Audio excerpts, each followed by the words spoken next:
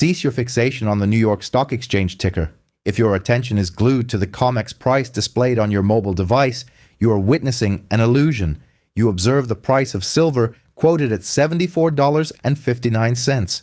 You note the appearance of green candlesticks. You recognize a spike of $3, and you erroneously conclude that you possess a comprehensive understanding of the situation. This is not the case.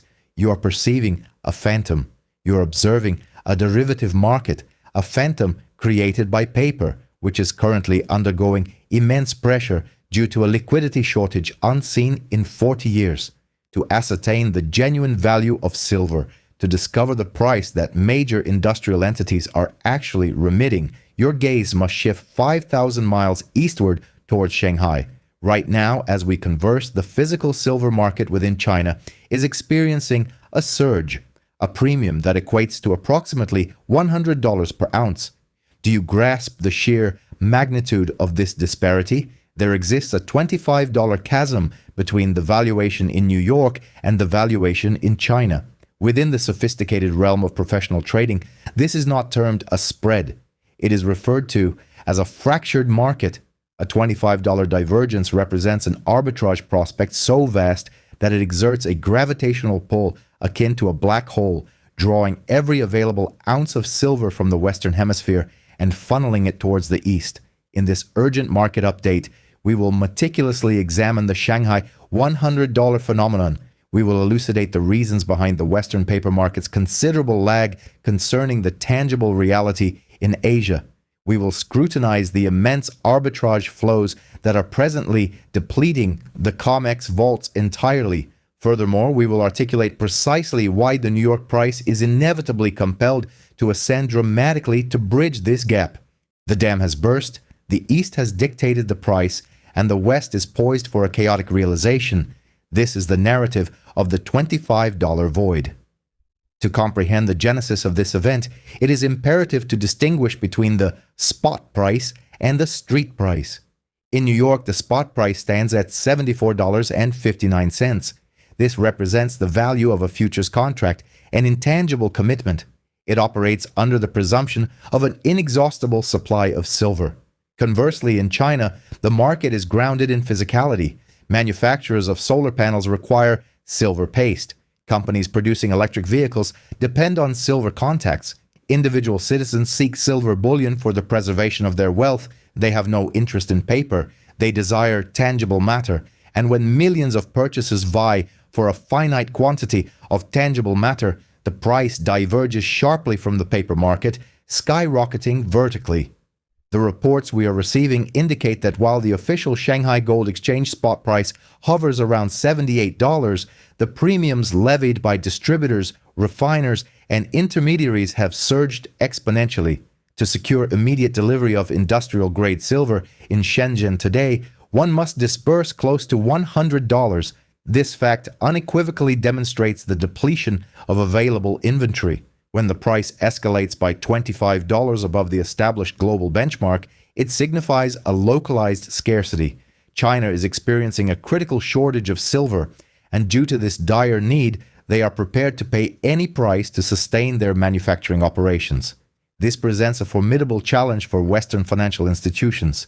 These institutions are short on silver in New York, holding positions at $74, yet the physical commodity is flowing to China at $100.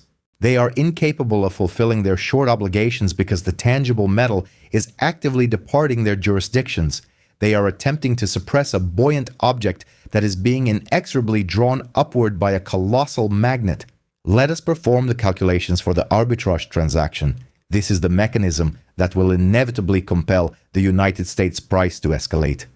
If you are a global precious metals dealer, you face a choice.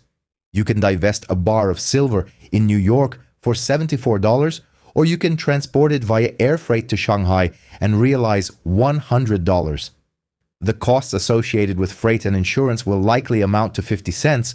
The profit generated would be $25. This represents a risk-free transaction, essentially an inexhaustible revenue stream. Therefore, what is currently transpiring? Every available bar held in London, Zurich, and New York is being allocated for export. The storage facilities are being systematically emptied. A significant influx of demand is emanating from the East. As this precious metal departs the West, the local supply in New York dwindles to zero. When supply reaches zero, the New York price is compelled to ascend. It must rise to a point where its export to China becomes prohibitively expensive. It must escalate until the disparity is eliminated. This implies that the United States price is mathematically destined to reach $100. This is not mere conjecture, it is the force of fluid dynamics. Water naturally seeks its own level, and at this precise moment, that level is $100. We must address the phenomenon of decoupling. For 50 years, the COMEX exchange in New York has established the global pricing standard for silver. If silver's value diminished in New York, its value also decreased in China. That established correlation has now dissolved. China has assumed the role of price setter, while New York has become a price taker. China is the consumer of the metal, whereas New York is the venue for paper trading. The ultimate arbiter of price is invariably the consumer. If Samsung and BYD are willing to remit $100, then silver's worth is indeed $100. The pronouncements of JP Morgan on a digital screen are rendered inconsequential.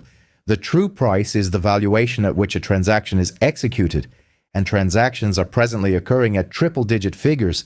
This realization is beginning to permeate the consciousness of Western traders. Observe the price chart today. Silver has appreciated by $3.40, an increase of nearly 5%. The reason for this surge? Traders are acknowledging that $71 represented an exceptional opportunity. They have understood that failure to acquire the metal now will result in its complete unavailability. They are actively pursuing the Chinese valuation. This constitutes a catch-up trade. We witnessed a similar scenario with natural gas in Europe several years ago. We observed it with palladium when a localized scarcity emerged. The global price then experienced a rapid ascent to align with the highest bidder. We are currently in the midst of such a dramatic upward adjustment. Now let us examine the response of dealers within the United States. If the prevailing price in China is $100, why are United States dealers offering it at a lower price? The answer is that they are not. Navigate to a dealer's website presently. Observe the premiums associated with a Silver Eagle coin.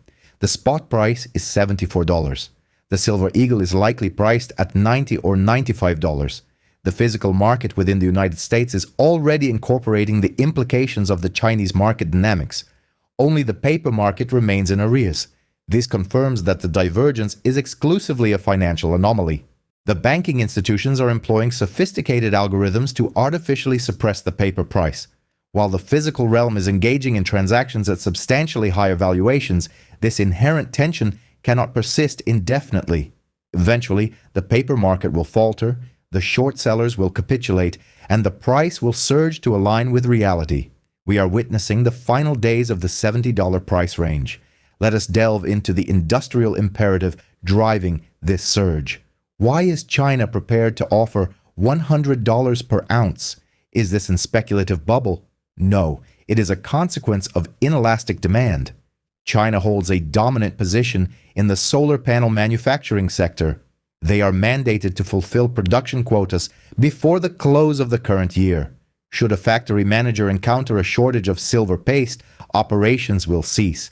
The financial repercussions of halting production at a colossal manufacturing facility amount to millions of dollars per day. Consequently, if the price of silver escalates to $100, the manager will readily pay it. This figure is of secondary importance. The cost of the silver is minuscule in comparison to the cost incurred by operational failure. This underscores why industrial demand establishes a price floor. Investors may opt to liquidate their holdings at $100 to realize profits. Industry, however, will procure silver at $100 to ensure continued operation. The floor price is ascending because the sense of urgency is intensifying. Furthermore, we must consider the ongoing currency conflicts. While the Chinese yuan is experiencing a marginal depreciation against the US dollar, silver's value in yuan terms is experiencing a dramatic upswing. This phenomenon is fostering a refuge-seeking demand within China. Chinese citizens are observing a decline in their property market and are witnessing volatility in their stock market. Consequently, they are channeling their capital into gold and silver as a protective measure for their savings. This surge in retail investment within China is augmenting the industrial urgency. It is akin to a dual-engine propulsion system. So, what is the imminent future? The arbitrage differential stands at $25. New York is currently trading at a 30% discount relative to Shanghai. This represents the most significant discount in recorded history. It presents a substantial opportunity for investors in the United States. You possess the ability to acquire silver in the United States for $74. Knowing that its intrinsic value in the physical market has already reached $100. You are essentially purchasing dollars for 74 cents on the dollar. However, this window of opportunity is rapidly diminishing. The arbitrage algorithms are actively functioning, the cargo vessels are being loaded, the inventory is in transit. Once the storage facilities in New York are completely depleted, the price will be recalibrated virtually overnight. We could potentially witness an upward price movement, a limit upsurge, propelling the price to $80 and subsequently to $85. The market is actively seeking equilibrium, and that equilibrium resides at a substantially higher valuation. In the subsequent segment of this comprehensive analysis, we will examine the response of financial institutions. How will entities that are short in this market navigate a $100 price point in China? Will they double down on their positions, or will they retreat? We will scrutinize the open interest data to ascertain whether the banks are actively reducing their short positions. Additionally, we will investigate the year-end short squeeze. With only one trading day remaining in the year, the pressure to reconcile this price discrepancy is immense. The stage is set for tomorrow. New Year's Eve promises to be a period of explosive market activity. The East has issued its decree. The price is $100. Now the West is obligated to comply. Let us observe their reaction. We must address the position of the banking institutions, the entities that hold short positions in this market. These are the same entities that have maintained for 40 years that silver is an abundant commodity. Presently, they are observing a digital display that indicates a $100 price in Shanghai and a $74 price in New York, and they are realizing that they have been positioned on the incorrect side of what may prove to be the most volatile financial transaction in history. Typically, banks embrace arbitrage opportunities. If a bank identifies a $5 discrepancy between two markets, it intervenes. It acquires the undervalued asset and simultaneously sells the overvalued asset, thereby profiting from the difference. This is their primary source of income. However, today, the banking sector finds itself in a state of paralysis. The reason for this inaction? To capitalize on arbitrage, one requires physical assets. One cannot transport a short contract to China. A physical bar is necessary, and the banks are demonstrably lacking in these physical bars. They have either leased them out, sold them, or rehypothecated them. The storage facilities in London, once considered the vast repository of Western silver reserves, are now precariously depleted. Consequently, the banks are unable to bridge the price gap. Instead, the price gap is exerting pressure upon them. Each time a trader in Shanghai escalates the price to $100, it functions as a de facto margin call for the short seller in New York. The global valuation is ascending, thereby increasing the liability associated with the COMEX positions. The banks are experiencing significant financial erosion, losing millions of dollars each hour on the mark-to-market value of their short positions. This necessitates a strategic alteration. For decades, the prevailing strategy has been one of control and containment, involving the sale of paper assets to deliberately suppress prices. Today, the strategy has shifted to one of survival and disengagement. We are observing clear indications of substantial short-covering activities. The banks are not initiating new short positions to counteract the rally. Rather, they are actively repurchasing their existing short positions to extricate themselves from the market. Examine the open interest figures. They are in decline. When the price increases and the open interest decreases, it signifies that short sellers are exiting their positions. They are acknowledging their defeat and relinquishing control of the market to the bullish sentiment. This action effectively removes the price ceiling. In the absence of the pervasive influence of the banking sector suppressing prices, silver is liberated to ascend to its intrinsic valuation. And as China has so clearly demonstrated, that intrinsic valuation is $100. Let us now consider the concept of the widowmaker trade. Within the financial lexicon, a widowmaker refers to a trade that appears initially propitious but ultimately results in the financial ruin of all participants.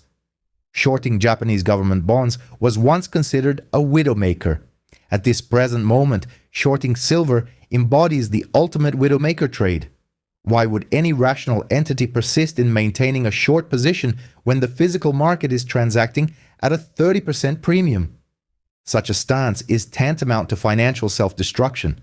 The only remaining short sellers are those who are institutionally unable to liquidate their positions without causing an exorbitant price surge, potentially to $200. They are trapped in a perilous situation, akin to being caught in a burning theater with an exit aperture no larger than a mouse hole. Their sole remaining hope resides in the possibility of a collapse in demand. However, as we have previously discussed, demand is fundamentally inelastic. Samsung will not cease its operations. This scenario creates a volatile situation, a powder keg waiting to ignite. If even one major short holder decides to panic and endeavors to buy back all their positions at the prevailing market price in a bid to salvage their solvency, we could witness a rapid and dramatic price surge. We observed a preliminary indication of this phenomenon on Monday. It is conceivable that we could experience a trading day where silver appreciates by $10 or $20 solely as a consequence of a single banking institution prioritizing its own survival at the expense of others. During a liquidity crisis, a profound lack of solidarity prevails. Now let us examine the economic calendar. Tomorrow is Wednesday, December 31st, the eve of the new year, marking the final trading day of the year 2025. This is arguably the most crucial closing bell of the annual trading cycle. Why is tomorrow's trading session of such paramount importance? Bonuses.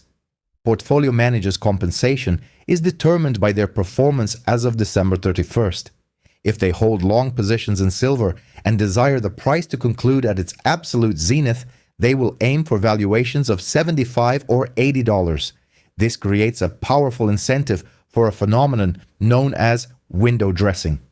Investment funds will engage in substantial purchasing tomorrow, meticulously manipulating the price action. Their objective is to inflate the price heading into the close to maximize their performance-related bonuses and enhance their professional reputations. Consider our position. We possess the most significant performing asset of the year. This influx of institutional buying pressure acts as a considerable tailwind, diminishing the likelihood of a price dip tomorrow. The major financial players are motivated to buy, not to sell. Furthermore, recall the discussion concerning tax loss selling, which concluded today. Once the tax year officially closes, the downward pressure stemming from such selling activity will completely dissipate. Therefore, we have investment funds actively attempting to elevate the price, coupled with the disappearance of sellers. This confluence of factors constitutes the ideal recipe for a substantial market breakout.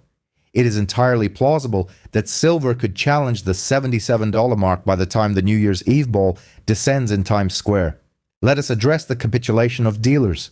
We alluded to the premiums earlier, but another significant trend is emerging. Dealers are beginning to repurchase silver at prices exceeding the spot rate. Typically, when you sell your silver coins to a dealer, they offer a price below the spot value, often by $1. However, presently, numerous dealers are offering prices at or even above the spot rate, potentially $2 or $5 higher.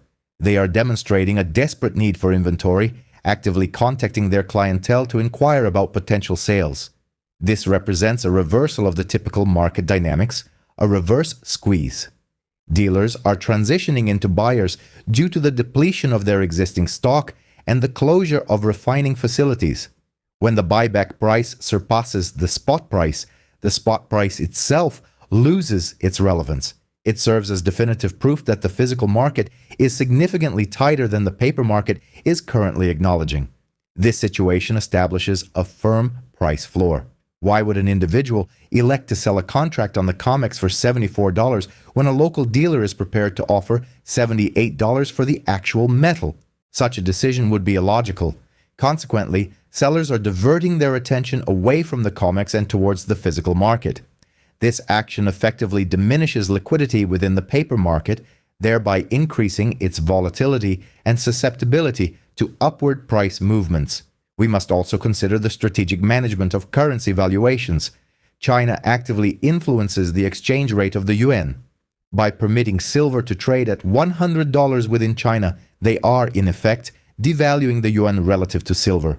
However, this action is being executed with strategic intent.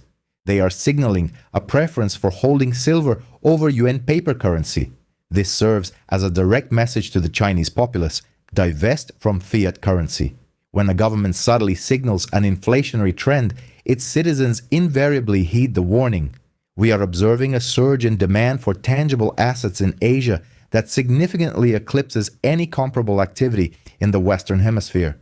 The aunties in China, representing a formidable retail force, are actively acquiring silver bars.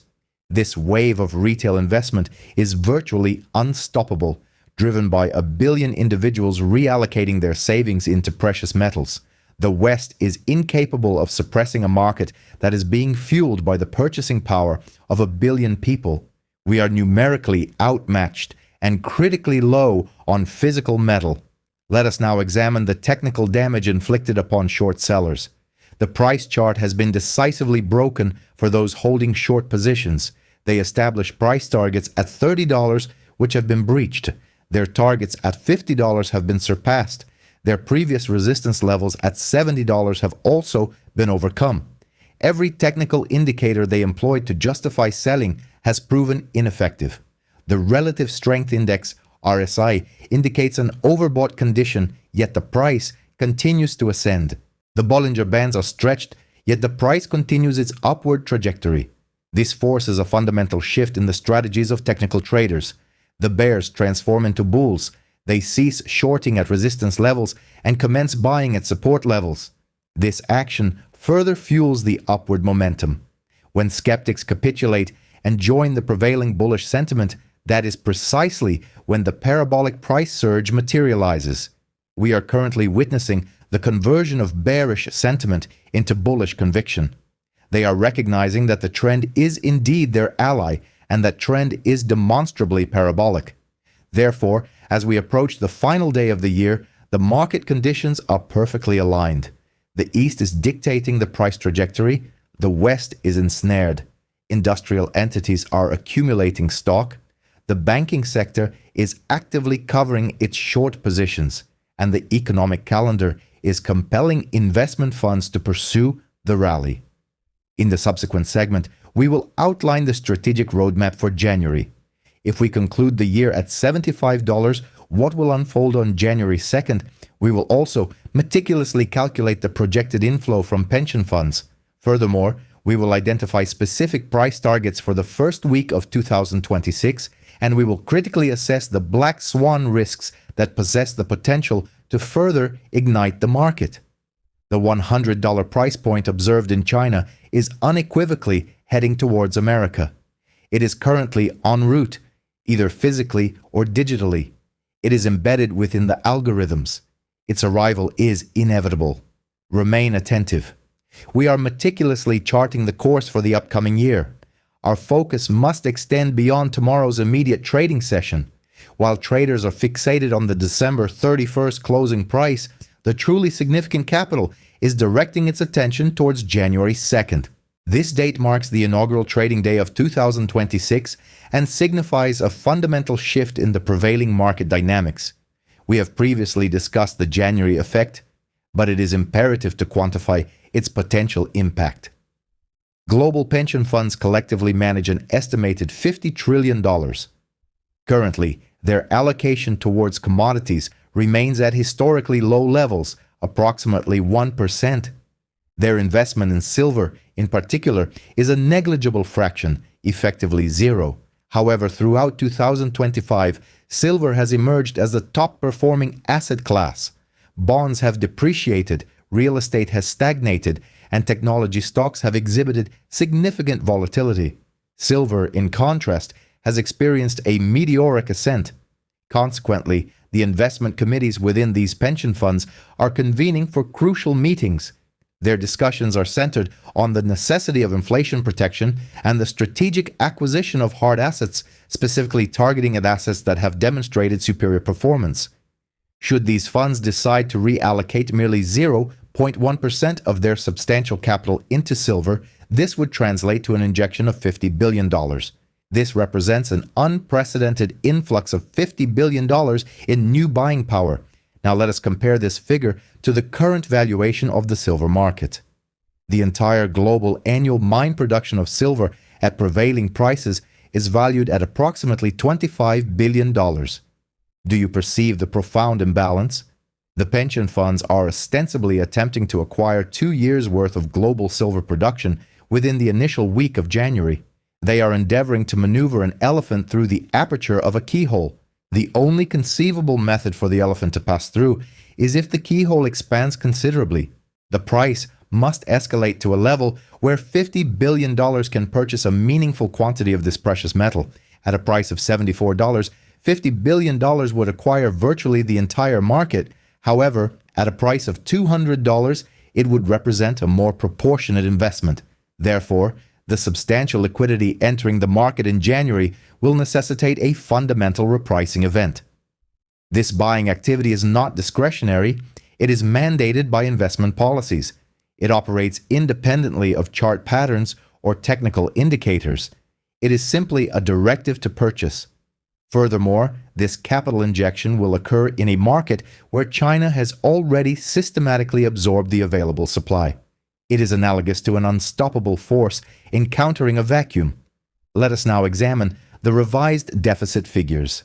The Silver Institute diligently publishes its supply and demand data annually. For the past 4 years, they have reported deficits, but these figures have largely been disregarded by the market, with the prevailing narrative suggesting that above-ground stockpiles would suffice. However, in 2026, that narrative is destined to collapse. We anticipate that the Silver Institute will significantly revise its deficit projections upwards. The reason for this upward revision? They will finally be compelled to acknowledge the substantial consumption by military applications which we have previously brought to light. They will also need to account for the immense energy demands of artificial intelligence systems utilized by companies like Microsoft and Google. Furthermore, they will have to concede that the supply derived from recycling is unlikely to rebound. When official data aligns with market realities, it will effectively dismantle the last remaining bearish argument. The perpetually pessimistic analysts who predicted a market inundation of supply will be silenced. There is simply no significant supply available. This realization will invariably trigger a wave of upward target revisions from Wall Street analysts. Goldman Sachs will elevate its price target. Citigroup will follow suit, raising its projection. They will be compelled to chase the ascending price to maintain their credibility, and their upgraded assessments will subsequently attract the broader retail investor base. Now we must address the potential black swan risks for the year 2026. The global geopolitical landscape is inherently unstable. We are witnessing ongoing conflict in the Middle East, heightened tensions in the Taiwan Strait, and a critical debt ceiling crisis unfolding in Washington, D.C. Any one of these events could precipitate a significant flight to perceived safety. Historically, United States Treasury bonds have been considered the ultimate safe haven. However, in the context of a debt crisis, these very bonds represent a considerable risk.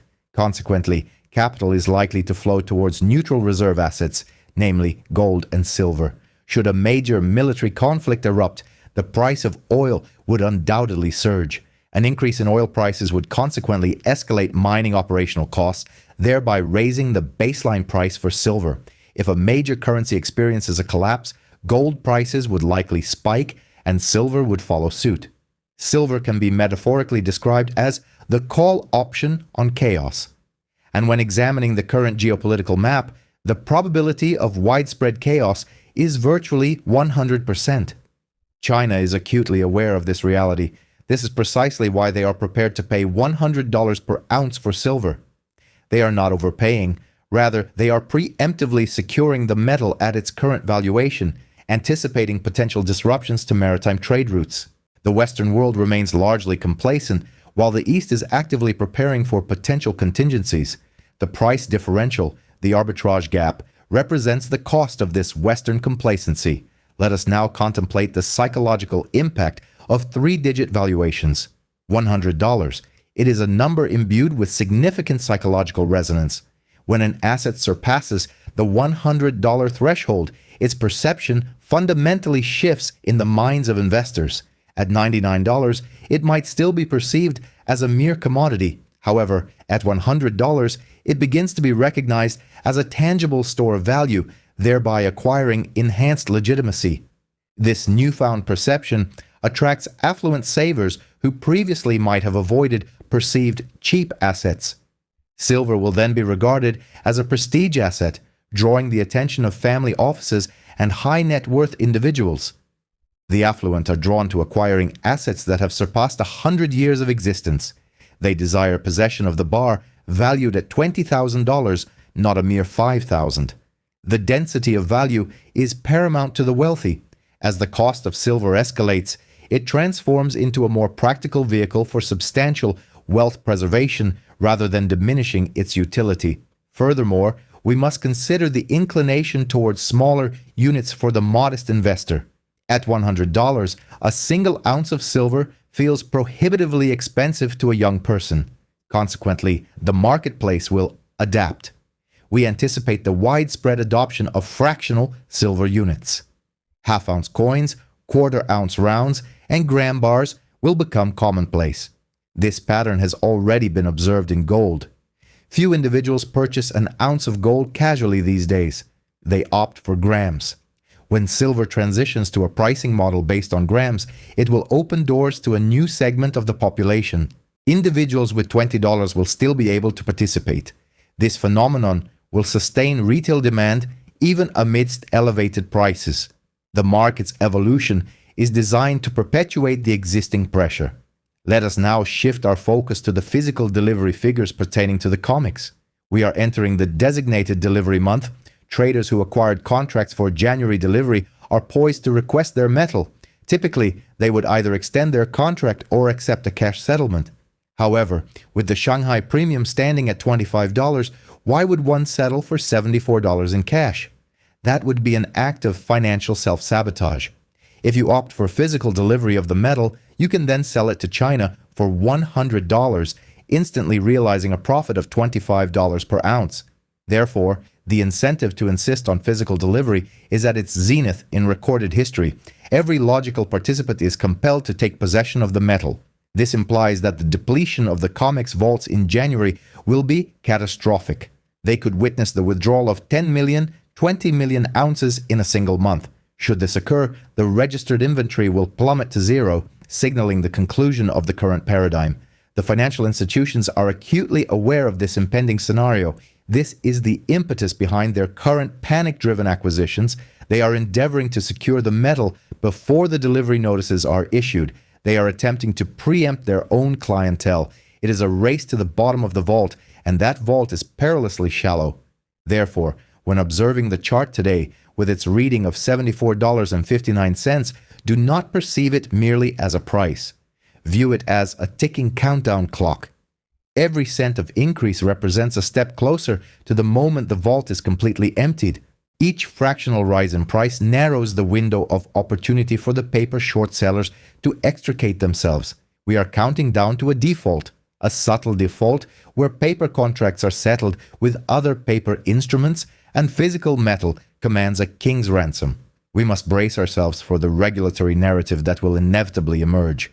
When silver reaches $100, the government will assign blame to you. They will label it as speculation.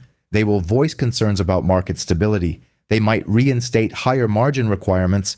They could initiate an inquiry into hoarding practices. This is all mere distraction. It is the sound of an administration losing its grip on its currency. Do not permit them to manipulate your perception. You are not the source of the problem.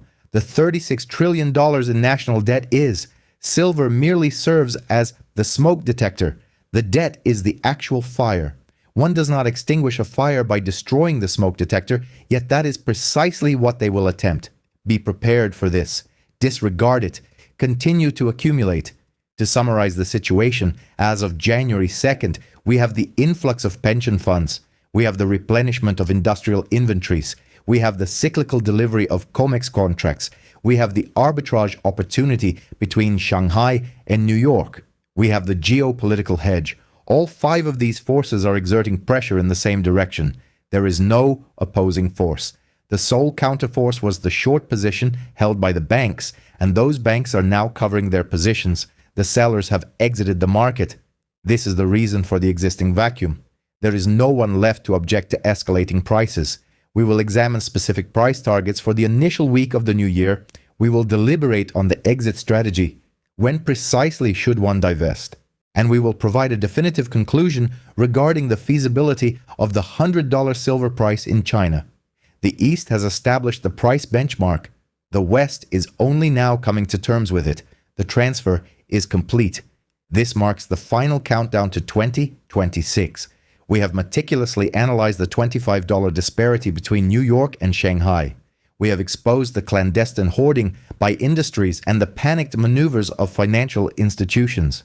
We have charted the substantial influx of capital from pension funds arriving in January. Now we must direct our attention to the most crucial element of this equation. You, the individual investor. You have weathered the bear market. You have persevered through manipulation. You now possess a winning lottery ticket. However, holding such a ticket carries inherent risks if one is unaware of when to redeem it. In this concluding segment, Part 4, I will present the exit strategy. I will elucidate why selling for dollars at $100 would be a misstep. I will impart the ratio trade, a sophisticated tool employed by the affluent to secure gains without ever reverting to fiat currency. And I will offer a final determination on what the opening week of 2026 will entail. The East has pegged the price at $100. The West is now converging. Let us conclude this discussion. Let us address the inclination to sell. Why do you wish to sell? To realize a profit. But what constitutes profit? It is denominated in dollars, in fiat currency. You are trading the planet's most scarce and strategically vital industrial metal for mere pieces of paper that governments print in the trillions. Consider the broader economic landscape. The national debt stands at $36 trillion. Inflation is resurgent. The bond market is showing signs of fragility. The dollar represents a burning building, while silver is the fire escape. If you sell your silver at $75, you are effectively running back into the inferno simply because you've discovered a few extra dollar bills on the floor. This is illogical. The astute investors never liquidate for cash. They engage in swaps. They exchange one undervalued asset for another.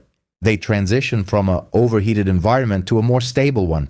They never venture out into the frigid air of fiat currency. So, what should you swap for? Gold or real estate?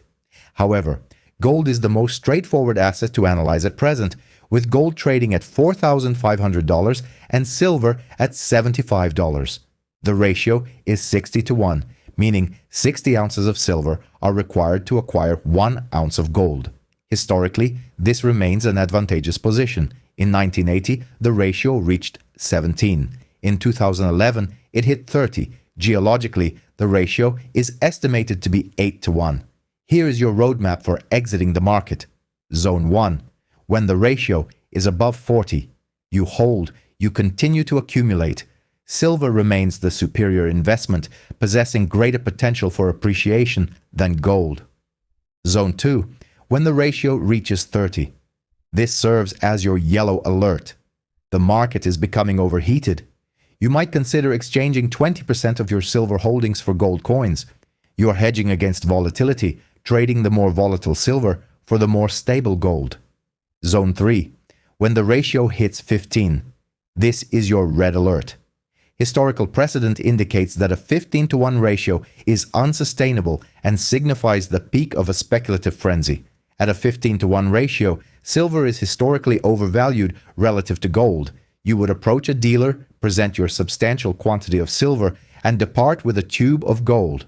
You would have effectively tripled your gold holdings without incurring any direct cost. You would never have touched a dollar, nor would you have incurred capital gains tax. You would have simply capitalized on the ratio.